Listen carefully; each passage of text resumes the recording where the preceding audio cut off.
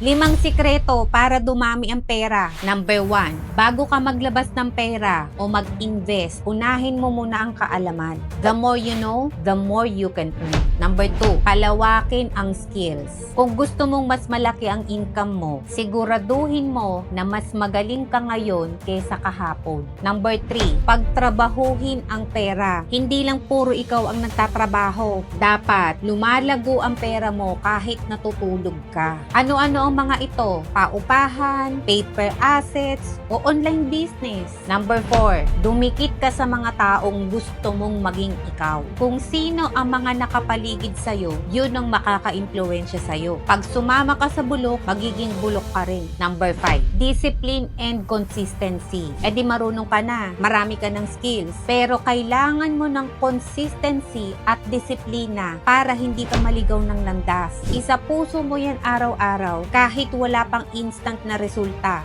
Success takes time. Kapag ginawa mo ang 5 ito, hindi lang basta pera ang lalapit sa'yo. Lalago rin ang buong pagkatao mo. At tsak, marami kang mai-inspire. Isa na ako dun.